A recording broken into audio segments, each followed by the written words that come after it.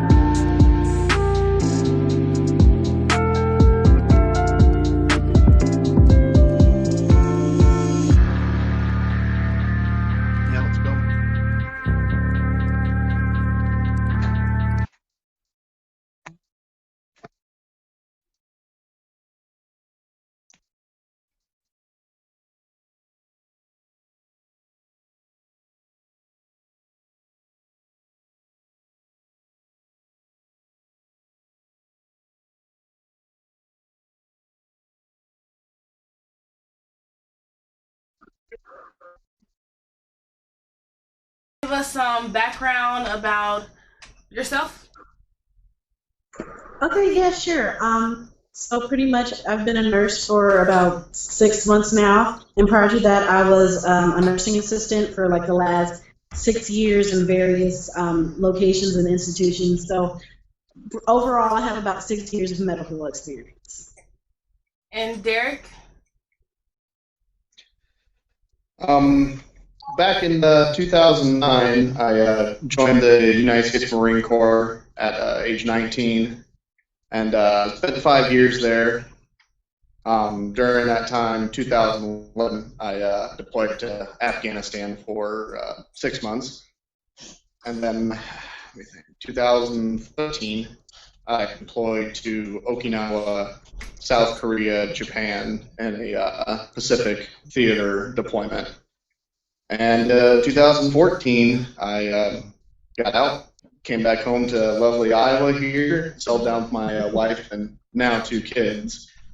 Last 6 years, I've been kind of bouncing around to different jobs, but the last 2 here, I've bought myself a house, and currently I work as a maintenance fabricator for a Windows company here in town. Awesome. First, I just want to start by saying thank you for your service. You guys do a very serious job, and it's sad with all the protesting going on. The last thing I'd want you all to feel was unappreciated. So first, of course, I just want to just thank all of our military that go out and they risk their lives for us every single day. So today's topic is murder, manslaughter, and sacrifice. So first, I just want to start with the definition of sacrifice. To give up something for something else considered more important. To surrender or give up or permit injury or disadvantage to for the sake of something else. To kill an animal as a part of a scientific experiment. Murder, the definition of that is, while this has several distinctive definitions, we will be focusing on the crime and unlawfully killing, especially with malice. And for slaughter, the killing of great numbers of people, animals, undiscriminatorily and unfairly.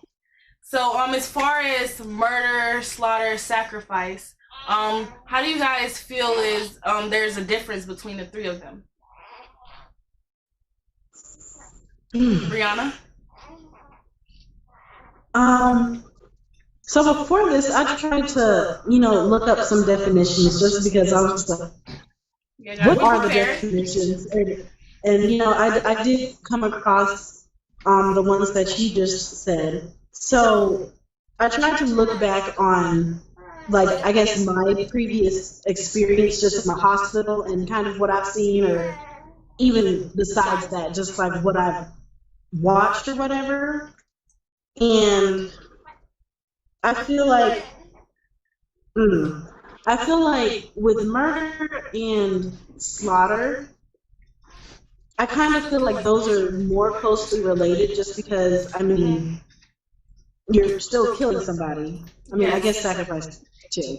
But I think of manslaughter, like how you said the big numbers. I think of, I don't know if you guys have heard of him, but I think his name was like Charles Cullen or something. And he was this notorious serial killer who killed probably, he was convicted of at least 40 killings, but they're not sure how many he killed. But he was a nurse, and he used, right, and like he killed while he was like on the job. And so it's just like, that to me would just be slaughter, just because that's like so many patients that he caused harm to. It's funny that you bring that up, because I actually have a question particularly for you. When you're in the NICU or around the babies and the mothers that are delivering, how do you decide who to save if things go bad? Whether you save the child or save the mother. You're just walking a thin line, and would you feel like a murderer after walking away from that situation where you had someone else's life in your hands? I will say that we've been in that situation quite a few times. I don't always necessarily deal with the mothers. We more so mainly focus on the babies, but for like the babies, I guess, we have a certain age limit that we can like try to save. The youngest that we can save is like 22-week babies, and those are like, they are super tiny. And so it's just like, but is it really worth it? And of course, no, everybody's child is worth it. Yeah. But if you think about trying to do like chest compressions on that type of a baby, where their skin is like peeling off or something, like you kind of have to weigh the pros and cons. And you know, of course, sometimes at the end of the day, it does go towards the doctor's final decision, because you know the parents, they're always going to want their child to be saved. And I'm thinking of one case in particular where this mom had twins, and the one twin had died a couple weeks prior, and the second twin was super sick, and we were in there coding the kid for like 20 minutes at this point, and they were like, it's time to let go, and we had to be the ones. Could we go back? Could you explain to us what coding is? Oh, I'm sorry. So basically, when your heart rate or your oxygen saturation, when that starts to drop, we go in, we start trying to stimulate the child, trying to get them to wake up on their own. If they cannot keep up their heart rate, then we start doing chest compressions, and basically we're pressing on the chest, trying to do CPR on them. And we're giving them drugs and everything, and giving them excess source of oxygen and everything. Okay. And Derek, have you ever been in a situation where you had to choose one life over another? No, not necessarily. With the job that I did, I was a aviation mechanic. So my job was to make sure that the aircraft we sent out on mission was up to code and could perform those missions. So personally, I haven't had to pull that trigger. I haven't had to make that decision. But at the same time, during my tour in Afghanistan, you know, every time you send out that bird, every time that pilot comes back and you see ordnance has been dispensed, you know, a bomb's gone from the aircraft, you know, you always kind of have to question and second guess, you know, is this what I'm supposed to be doing? Is this, I don't want to say justifiable, but is it right? Is it? It hurts your morals, you know. You have to really think, is this worth it? It does. It really does. It really kind of makes you question what type of person you are. And I know, especially with the military, sometimes we can we can lose ourselves in the training and the culture, the traditions, everything that goes into being in the military. Of course, because they want the perfect Marine, they want the perfect soldier, the perfect sailor, and they have a certain code and conduct that we have to always adhere to. So, at least in that sort of sense, the military doesn't have that type of room where you can't question yourself, you can't question your morals. This is what they give you, this is what they issue you, and you're not supposed to question that. But at the end of the day, we're all human. We all come back our barracks to our to our beds, or to our dirt holes, and we have to kind of question just what we do and what we've done.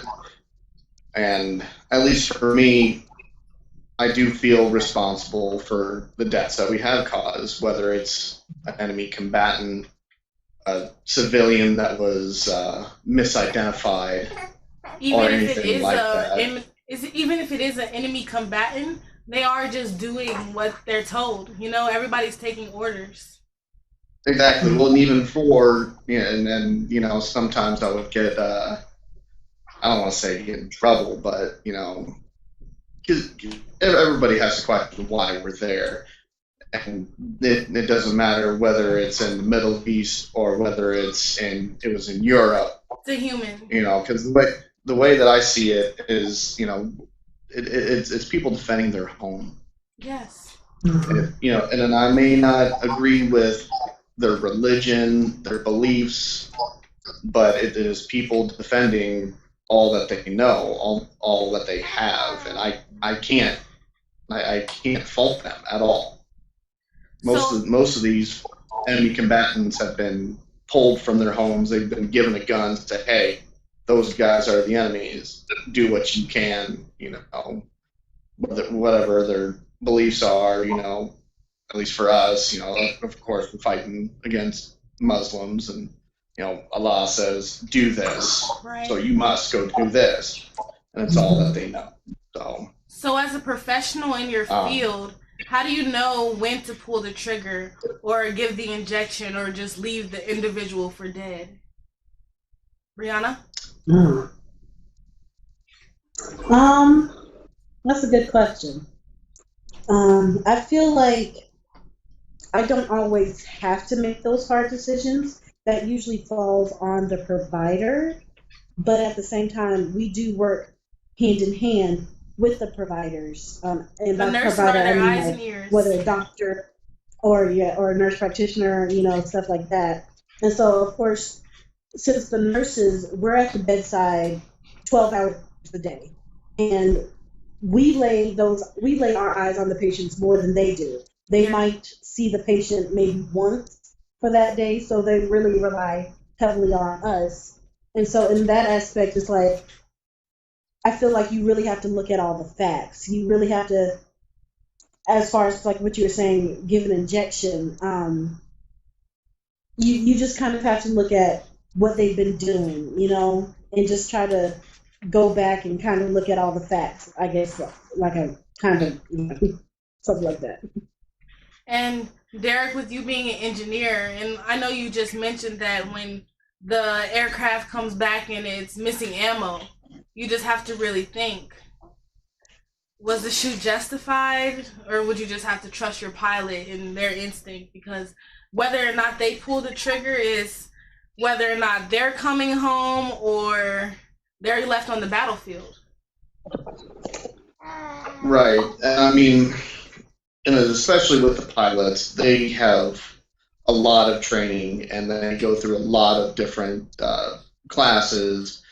And just like with them, all of us enlisted, whether pulling that trigger, we have immense hours and classes of training on whether we should pull that trigger.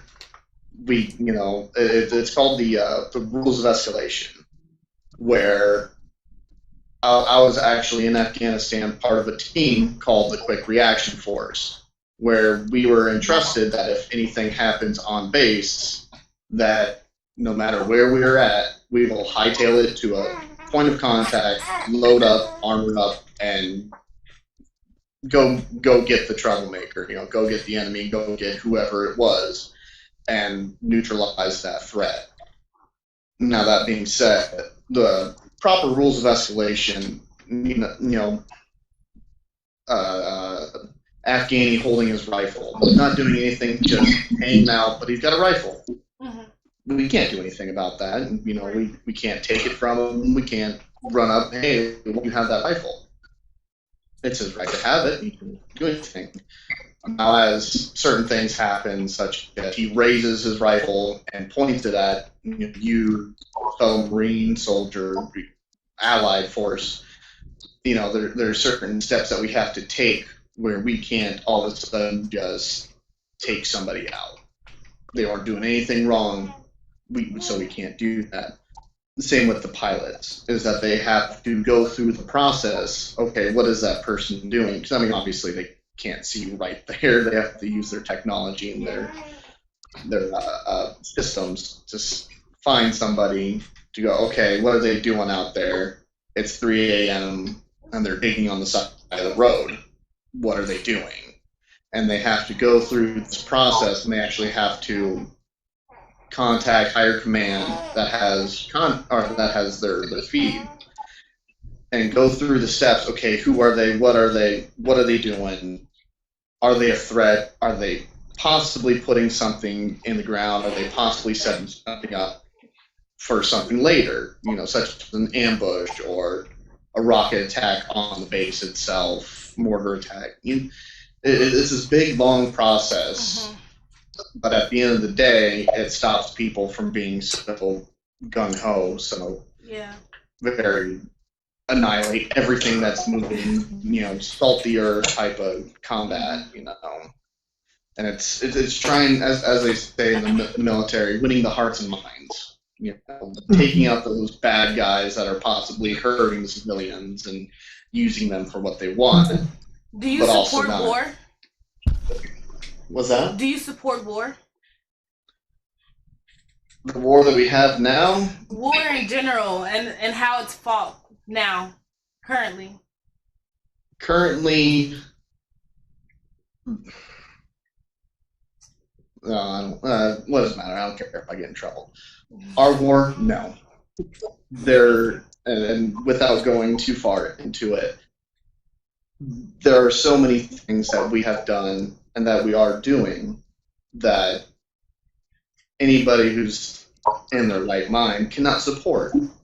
Like I said, these are people that, one, have never seen anything that we've got, that are just trying to live their lives, and are being thrown into this conflict. So would you be? So are you saying that the U.S. plays dirty with war, and that's the problem? Historically, the atomic bomb. I don't want to say it's dirty. It's not dirty, but it is. It's colonization. We're over there over false pretenses, and I'll even share some information that while we were over there, here in the U.S., it's always, you're fighting terrorists, you're fighting for freedom, you're fighting for democracy to give these people. But when we got over there, it changed from fighting for their freedom, fighting for our freedom, which, okay, to protecting the United States interests. Because if we were fighting a war for freedom, if we were fighting a war for democracy, to give these people something they never had because they've lived under oppression, for thousands of years in one way or the other, there's certain things that we wouldn't be doing. We wouldn't be protecting all these opiate fields where they grow their opium. We'd just be torching them, taking them down, and showing them how to grow proper food. We'd be taking out all these different infrastructures that have been put into place from other regimes. Let's not lie and say that America wasn't built on drugs to begin with,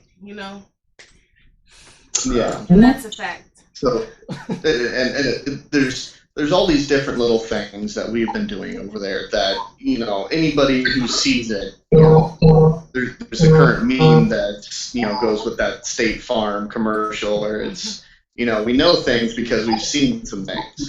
Yeah. And it's very true. You see these and you're like, oh, that's why we're doing that. Yeah. So at the end of the day, we're not fighting for their freedoms. We're not fighting for our freedoms. We're just protecting and continuing to expand American interests. We're colonizing. That's all we're doing. So throughout history, people have been known to do one of these three things, whether it's murder, slaughter, or sacrifice, and they have claimed that it was for the betterment of the future and the world. Do you agree? Brianna?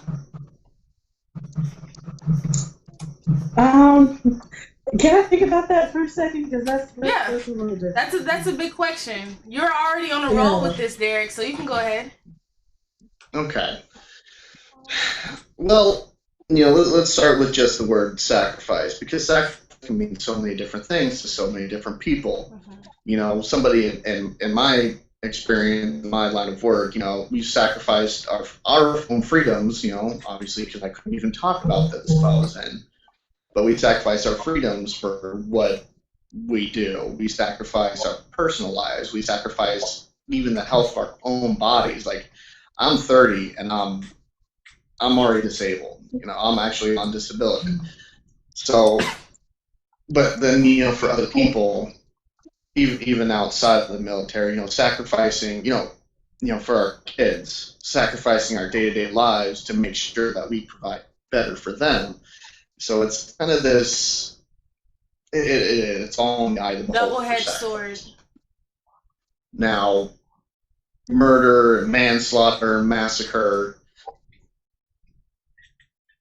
it's such, okay, we'll stop. Murder. Because there is justifiable murder. Defense of your freedom, defense of your safety. Of course. But going out just willy-nilly, oh, I don't like that person because X, Y, or Z. No. We can't be doing that. You know, manslaughter, massacring just because we can. No. It's needless waste of life. You know, and going back into our current war, needless waste of life, all because somebody somewhere wants that dollar. They want to be in control of that opium medicine that the opium brings in. They want to be in control of the resources. They want to be in control of the people itself. And, you know, bringing in some of the current, I guess you can say, global happenings with this Epstein Island and all this. There's always somebody who wants more and wants control and wants to just. Okay, I have a theoretical question for the both of you, so we don't get too off track. Okay, so imagine there's an island, not Epstein's Island, but just an island, and there are 400 people stranded on this island. There's a nuclear wave coming. Only 100 people are able to get into a bunker that is placed on this island, so the other 300 people would die. One person is in charge of making a list or a lottery of sorts to decide who gets to go inside the bunker and who dies. Would you call that situation murder, slaughter, or sacrifice? Brianna? I found this on the web. I feel like it would depend kind of on their method of choosing. Because I could argue for like each of those. I feel like if they kind of went with like a methodology of like saying, okay, we're just going to draw numbers. Whoever gets numbers between 1 and 100, you go into the bunker, and they don't change it. And they also include themselves in that. I feel like that would be just like you're more kind of like sacrificing. If it's more so they're just choosing people based on oh, this person has like $1 billion. Oh, this person's my friend, so they need to go in. Just like, I don't know, just random characteristics like that, and picking and choosing who just kind of deserves to go and who doesn't. I feel like that would more so be like slaughtering in a way. Yeah. And how do you feel about it?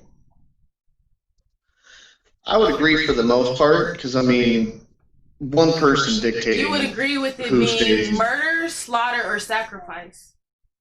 Well, just about all of it. It all depends on how you approach that type of situation. Random lottery with everybody, that's completely random. It would be sacrificing. But it's also just a difficult decision. And if one person's left in charge, typically what would happen is that person would pick, their friends, people that they like versus people they don't like. Random lotto, obviously, random pick.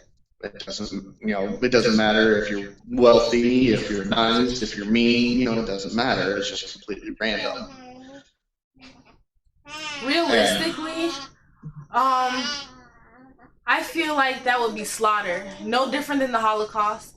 If you just want to put it plainly, as 300 people are dying and 100 get to live, and the person who gets to choose is a murderer, if you ask me.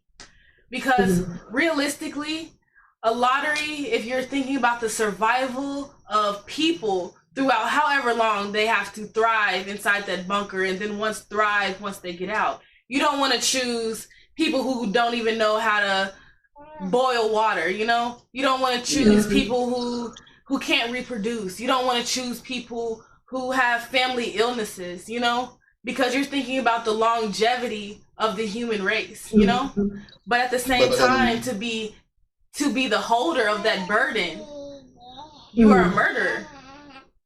I you should not be on the list. And that's the only way I would see that being something that's okay.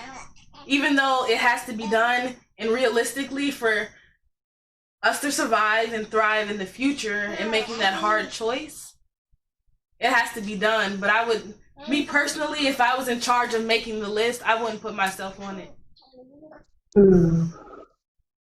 Now, with that type of thing, though, now at the end of the day, yeah, you have to think of survivability of your group and making that hard decision.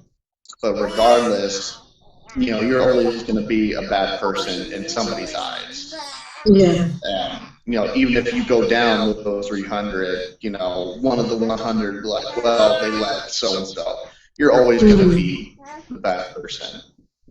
But also, that's kind of a very rhetorical question, because it's always, Yeah.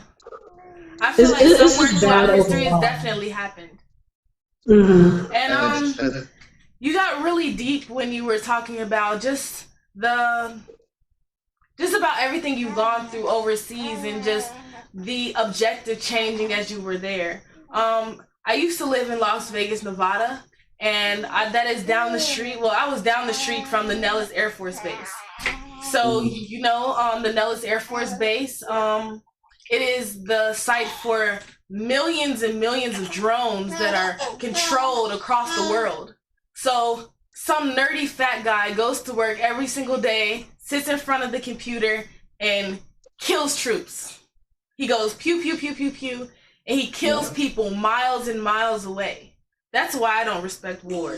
Because you're telling me that we're sending our men, our women, our now trans and beautiful people to boot camp, and we're telling them run, and we're telling them push up, just for them to go onto the battlefield and get shot in the back by something that's 300 feet in the air, getting controlled by someone miles and miles away.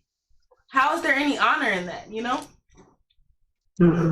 Well, actually, when I was in Afghanistan, that's what we had right next to us was drones. They were fighting alongside you? Yep. They were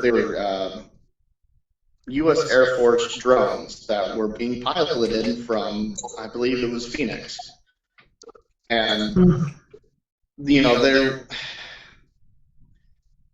at the end of the day, I kind of think it was to rile us up a little bit, but we were giving the articles saying that these controllers, these I don't want to say gamers, but these people controlling these drones were getting, they were getting ribbons and recommendation and extra pay because of what they've seen and what they were doing. Work from home.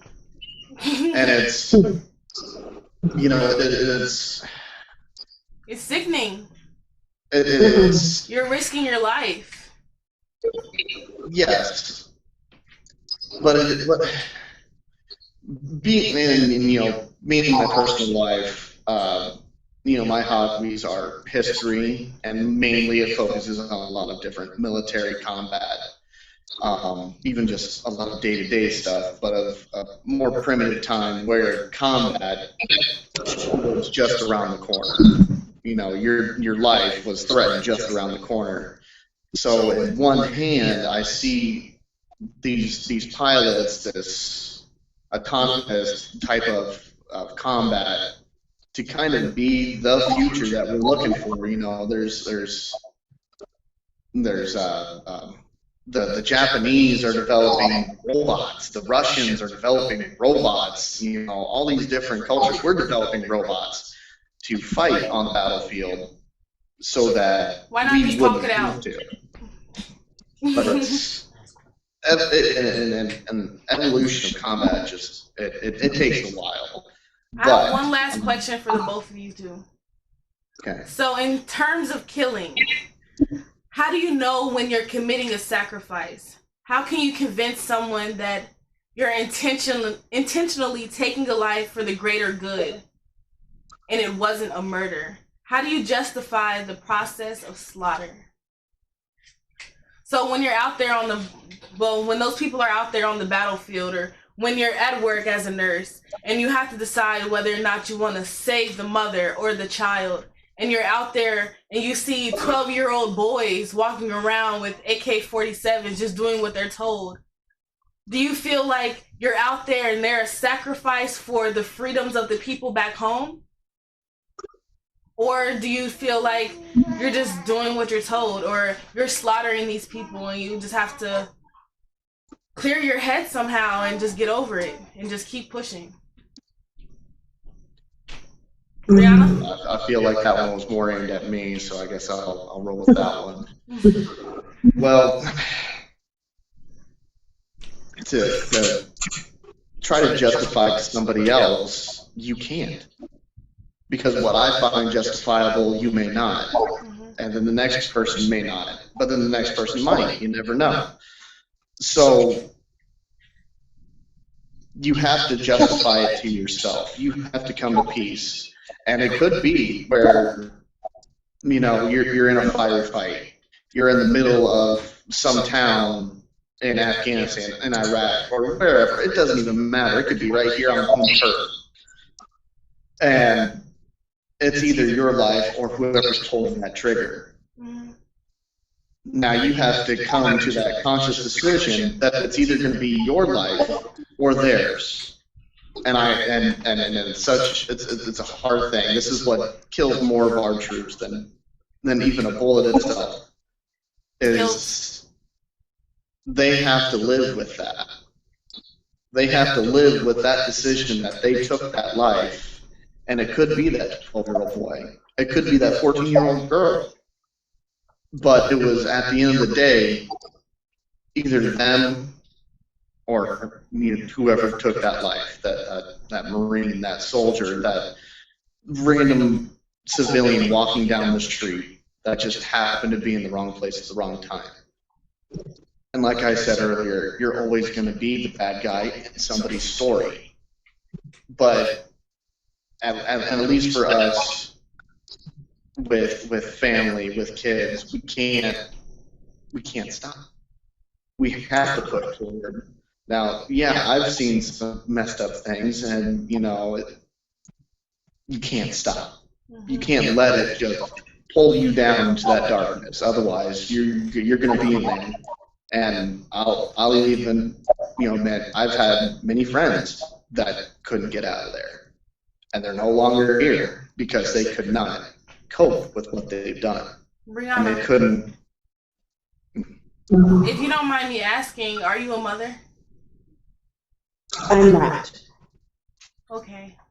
Well, I was just gonna ask you, well, if you were ever placed in the position of having children and you yourself were laying on that table and the doctor told you I can only save one of you, who would you tell them to save? I was actually sitting here thinking about that, just because there are mothers out there who say, I don't care what you do, but I need you to save my child. And I feel like that's the greatest sacrifice, just because that mother loves that baby so much. They're like, look, I don't care about myself, save my child. And I commend anybody who can make that decision. And I hope that when I have children, I'm that type of mother, because it's amazing. And I feel like kind of what Derek was saying, you can't really justify it as far as, should I sacrifice the baby? I mean, should I save the mother or should I save the baby? Because to me, I feel like it's a lose-lose. If you think about it in the long run, either you have a mother who's going to be mourning her child, or you have a child who's going to be growing up without a mother. It's not necessarily, can you convince people that you did the right thing? I feel like you kind of have to tell yourself, like, when it comes to, for me, when it comes to the medical field, you have to be okay with yourself at the end of the day. Because if you don't, that will just eat you up. And there are so many people who leave the bedside of nursing just because they can't get over all the deaths. I'm not saying that it's easy, because it's one of the hardest things to just accept. So you just kind of have to figure out a way to process it and deal with it. Well, I am a new mom. My son, he'll be 4 months on the 7th. And I can say that when I was pregnant, I didn't feel like I was myself as a person. And biblically, they call the woman a vessel. And that's the only way that I can actually describe it. I felt like a tool to bring someone into this world. Like, my body wasn't mine, and I didn't care. So when I was laying on that table, ready to push my son out, I just went 9 months being someone else. I'll be damned if I get to the end and I don't have this someone else. Whether I just lived my entire life, and what if my entire entity of my being was placed on this earth in order to bring him here? What if I'm not meant to change the world, but he is, So it's just an outer body experience, just being a mother and having another life inside of you. Those 2 heartbeats, those 2 stomachs, You might have heard them in the background today. New mom, I'm trying to find balance. We're connected at the hip. But yeah, I could definitely see myself. For when I was about to push, I didn't even feel the need to say whether or not which one of us would make it or anything like that. It was just the fact that I just knew I could feel him, I felt like he was stronger than me. He took over my entire body. I wasn't myself, So I could definitely see how mothers could just make that choice in a drop of a hat, and anyone that could hold a life inside of them and not be willing to put theirs down for that life. I can't see where their mindset is, Yeah. Oh yeah. Derek, are you a father? Yeah, I've got 2. One's 7, and we just actually had my daughter. She's 8 months old now, and I can hear her kind of doing her thing upstairs with the wife, and I don't know if y'all can hear her, but hopefully here soon she'll go to bed. And I know without a shadow of a doubt, you'll sacrifice your life for them. Yeah, like put them in the bunker. You know. and that, you know, especially as a father, you know, because I didn't go through the 9 months. You know, I have an idea, but of course I don't know, and I'll never know. But you know, as a father, as you know, I don't want to say the caretaker of my children, but I personally feel like it is my responsibility, of course, to make sure that no harm falls to them. And unintentionally, it's almost come to that, you know, because you know, with the type of training and the type of situations I've had in my life, you know, there are times, especially in the middle of the night, where I get woken up, and it is reaction time. It is go time, as some people call it, where it's load up, get ready, because there's something here. And actually, I had a roommate that she was working late nights because she is a I don't know, assisted living. She helped high functioning mentally ill people, you know, go about their lives, try to have a semblance of a life. So she was working late nights, and you know, many times I was woken up in the middle of the night by my wife saying there's somebody in the house. And at that split second, it's, you know, gun in hand, down the stairs, somebody's going to catch a round. It's a different amount of energy when you feel like your child is in danger or something's wrong with them. It's like your body is moving without force, you know?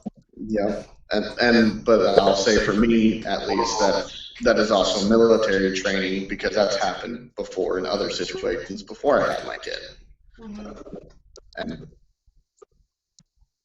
But I want to say that I'm any better suited than anyone else to, you know, defend their child. Sure, I have my training, and yeah, I'm better equipped. I'm equipped too to defend my child. Okay. Exactly. I'm tearing through walls and doors and tanks. You know. Yep. And there's so many situations where, you know, that mother lifted a car up off of her child, and you know, all these different situations like that, where I'm just like, no, I'm not gonna mess with that. Let's stay away from that. I don't want to mess with you right now. I'm not. So I am gonna just wrap up. I just want to thank both of you for just being wonderful guests. Derek, once again, thank you for your service. People don't really understand everything that our armed forces have to go through and live with from the day to day. And without you guys, America, the big bully, I don't think we'd be here still. They would have been blew us off. And nurses, you guys, you're fighting the coronavirus and still bringing our children into the world. Hopefully you're quarantining yourself so you can make sure that you're healthy so other mamas can have their babies healthily. So once again, my name is Aziza Burrow, and thank you for joining CT Time, also known as Concerning Topics. We will be here next month, and just make sure you tune in and share. We will be accepting calls. If you do not have the time to come into the studio or video chat us, if you just want to drop a quick question, go ahead and call the number that will be posted below. Once again, my name is Aziza Burrow. You guys have a great day.